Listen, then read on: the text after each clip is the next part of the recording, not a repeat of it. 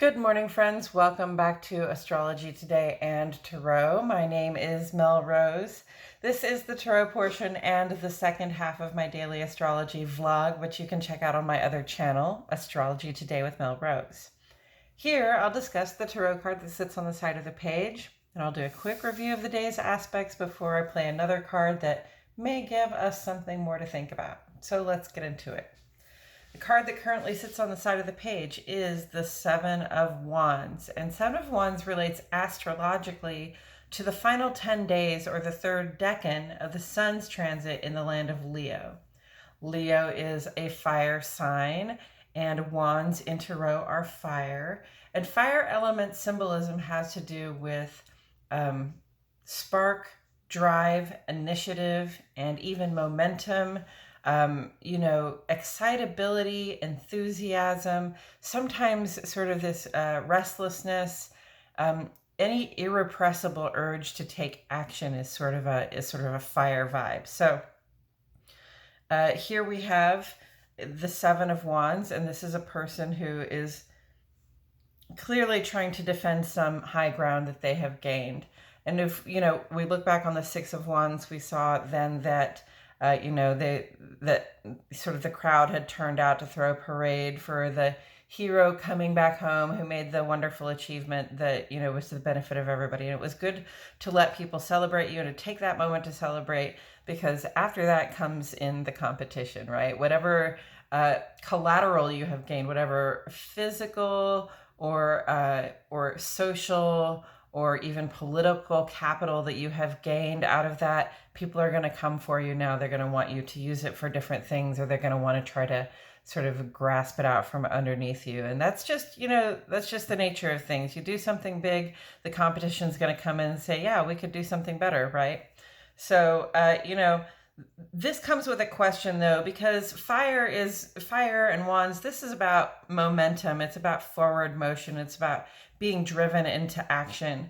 And, if we find ourselves being sidetracked by a fight and a fracas, as it was with the Five of Wands, or sidetracked by, demands that we defend the ground that we've gained, then we're not necessarily in forward motion, right? So this is also a point of choice about whether this is the actual land that we wish to spend our time defending and upholding, or whether this is just a stopping point for us and, we need to find a way to move forward from here.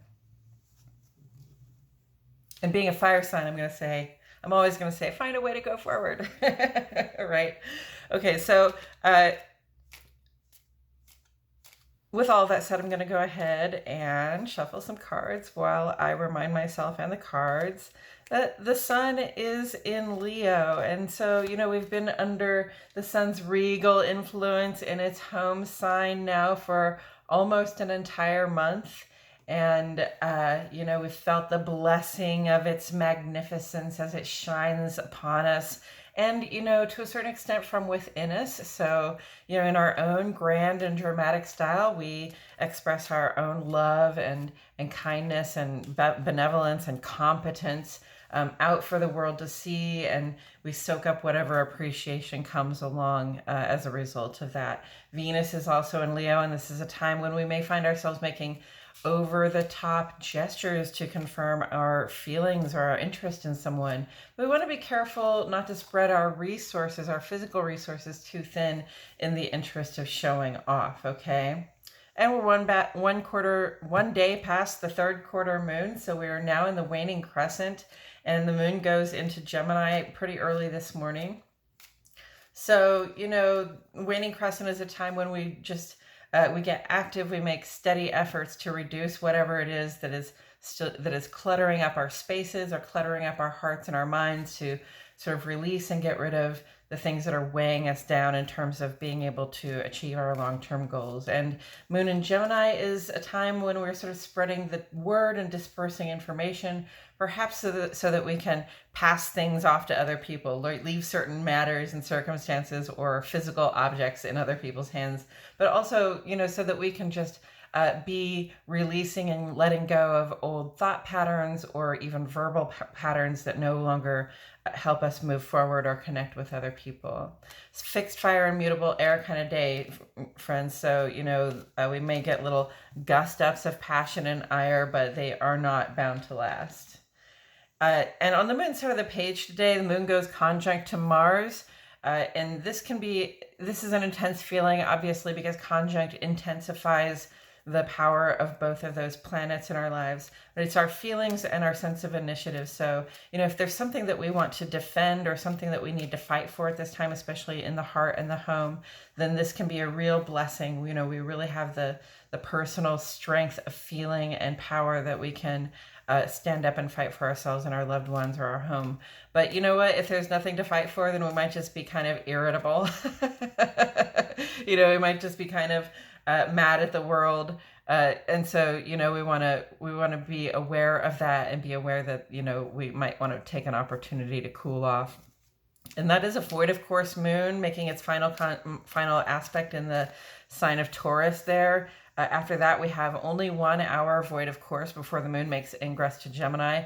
Void of course is a time when, when we kind of get the moons, we get our connection to the moon in an unfiltered way. It's not really coming to us through either of these sign influences. So the moon is just about our heart and our home and how it feels to be us in our bodies. And, we can have that conversation, sort of heart to moon, heart to heart, internal heart to external heart, right? Have those conversations that calm the mind and focus our intentions and help us see how we're doing right now and realize, how we are going to be, how things are going to be for us going forward. And then the moon makes ingress to Gemini at just 7 o'clock this morning.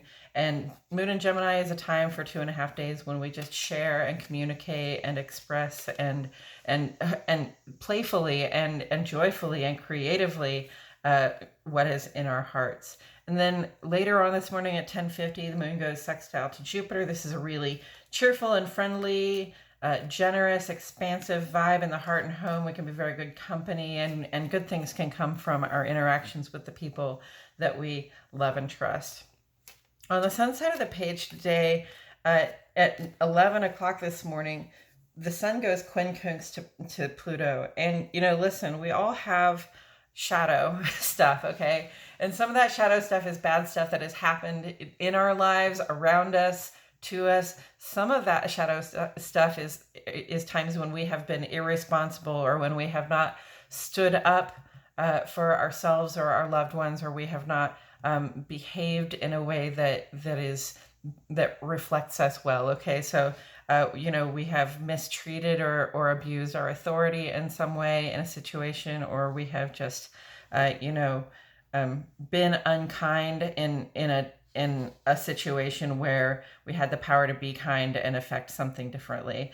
And so we can be haunted by our own past misdeeds. It's like the sun is shining into the psyche at this angle where we can see those things that we feel guilty about, those things that we feel that we have hard feelings toward ourselves about, like, I can't believe I did that, or I can't believe I said that, or I can't believe I treated that person this way.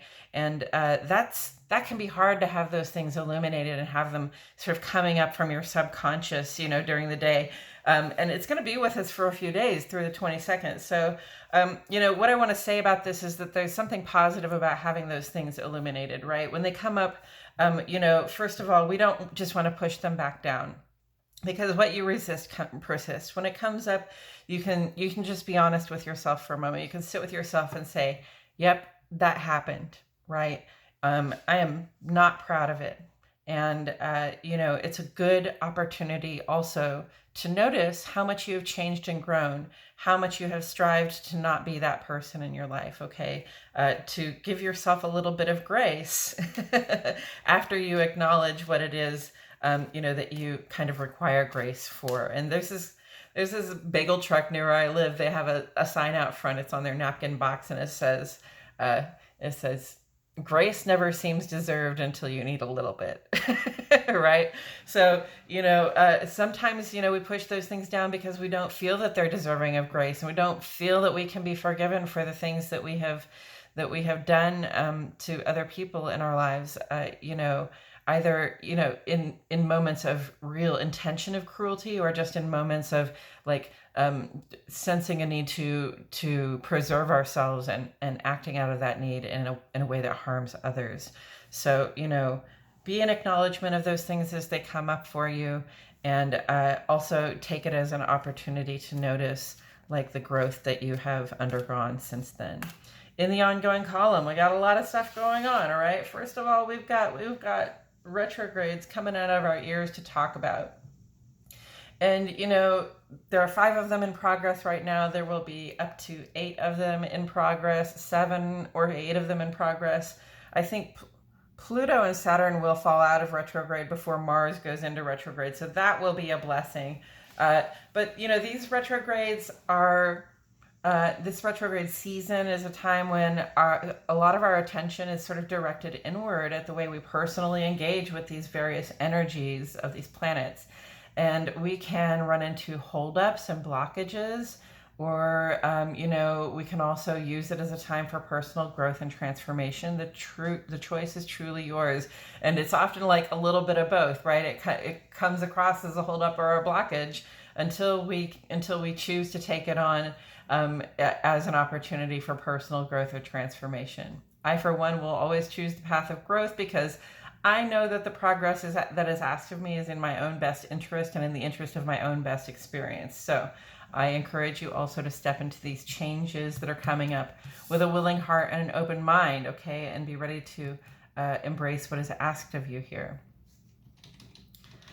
And, otherwise, in the ongoing column, we have the Sun quincunx to Neptune, while the Mars is sextile the Sun, and the Sun and Mars is sextile to Neptune. Sun and Mars are good friends, okay? Sun is actually exalted in the sign that Mars rules, Aries, okay? So Sun, Mars, Aries, all very fire, all very outward focused, forward focused, initiative focused, right? And these are in aspect with Neptune, sort of our fantasy life, our dream life, our the pool of our desires, right? And we have sort of different aspects here, but together it kind of says, we are susceptible to things in our environment. We are susceptible to viruses and allergens and irritants and accidents. Okay, so keep yourself out of unsafe situations. We may have been a little cavalier lately with this Mars sextile Neptune, sharing our bodies and our personal space with other people. We just want to be careful to be careful with our own bodies. And part of that is because Mars is trying to Pluto here, okay? And so we want our bodies to be in good condition while we have this blessing through the end of the month that says we have all this power and purpose. We can see what it is that we can do to make transformations in our own lives, like in an outward, direct, active sort of way, not this retrograde inward sort of way, like stuff we can actually do in our lives, endings we can make, beginnings that we can make. If you know that it's something that would represent a huge level up for you, then it's probably something that you can pursue at this time with that Trine blessing saying, angels are watching over your shoulder, cheering you along the way, okay? So make your best effort at this time. And then Sun is opposite to Saturn and Mercury is quincunx to Saturn. These are both kind of vibes for our outward consciousness and our rational mind to be in with our sense of responsibility and commitment, right? So we might be feeling a little bit oppressed or repressed at this time. We feel frustrated about our commitments, or about the way life is structured for us in the outer life, we want to. So we want to be smart about handling these heavy situations, right? Like, just because we feel a certain anger or upsetedness about the way things are coming down in our outer life, we still have to, we can't just be completely reactionary about it. We gotta, take a step back, give yourself a break, okay? Take a moment to think about it, and use your intellect to navigate, all right? Don't just throw your body against it. Don't just throw your body against it, okay? And then Mercury is trine to Uranus here as well. So we do have this perceptive flexibility. We have this ability to see. If we can take that break and step back from the frustrating situation with this flexibility to see. And same thing, like if we can take a step back from those hard feelings we have toward ourselves, from the times that we have hurt other people, we have this flexibility to step back and see, like, what we can do with that information to move forward in an intelligent and heart-centered, empathy-focused way for ourselves and for other people. Uranus especially is about, our connection.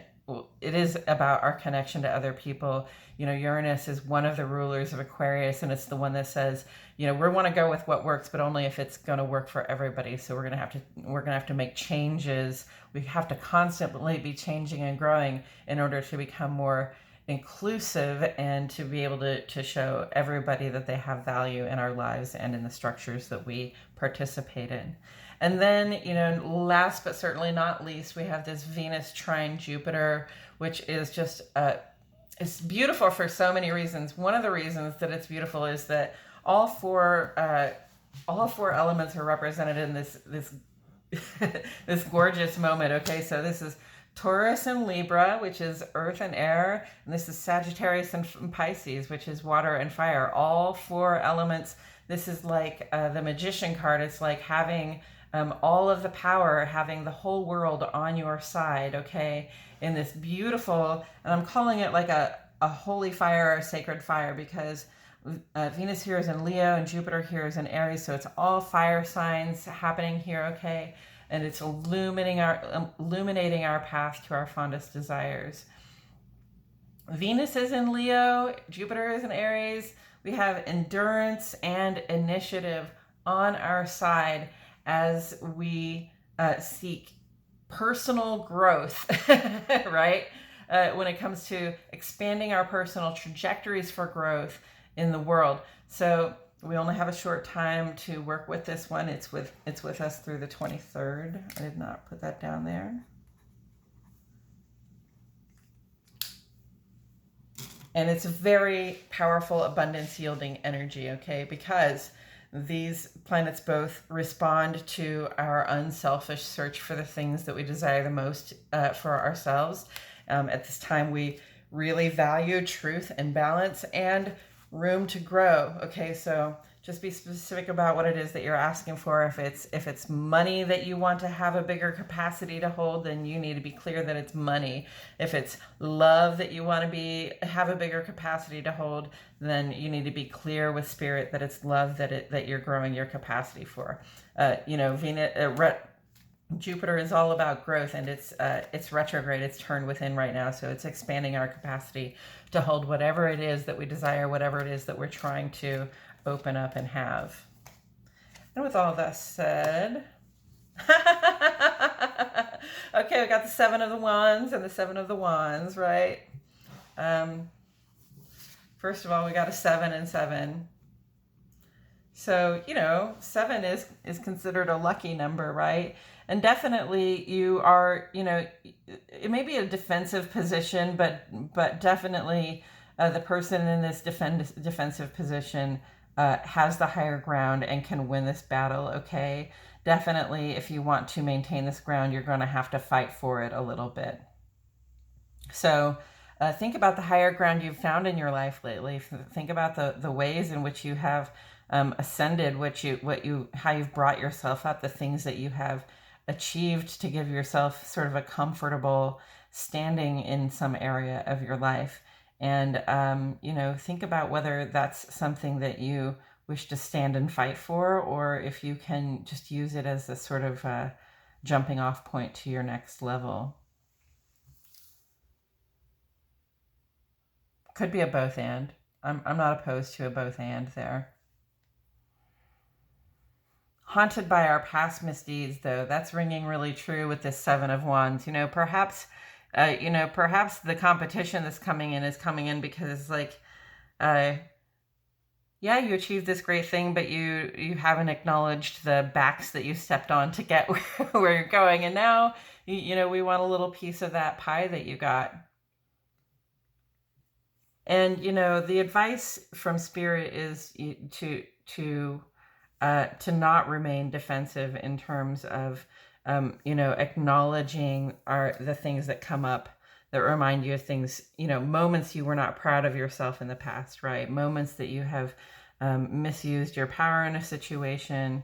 And there are all myriad kinds of ways that we misuse our power in situations, okay? So maybe you're not even aware of the times that you have done so, but when it comes up again, what will come up for us is this feeling of defensiveness, like, well, it's not my fault that such and such happened, or so and so did this. But putting yourself in that defensive position is not an acknowledgement, and it's not going to help you heal or get beyond that defensive stance. And we don't just want to spend our whole lives looking back on the difficult situations we've done and the hard decisions that we made that we're not necessarily very proud of, and just feeling defensive about that. Okay, we all know people who have gotten into their later years a little bit, and all they seem to be able to think about is, the the nasty things that people have done to them along the way and how defensive they feel about how they reacted. Again, there's a time to put up a defense, and then there is a time just to let it go and move on, to say, is this the ground that I want to defend, the ground that I mistreated somebody or I handled a situation really poorly? The first person that you have to forgive in a situation is you have to be able to forgive in a situation is yourself. And if you can sit there and judge yourself negatively about something that you did, then definitely there's some forgiveness to be provided there. You can also go seeking the forgiveness of other people if you think that it will be helpful both for you and for them. Let's not be selfish about our desire to find forgiveness. Yeah, I believe that's all I have to say about it today, friends. Thank you so much for joining me. I truly appreciate your presence. My name is Melrose, and I'll see you all back here tomorrow for more Astrology Today and Tarot.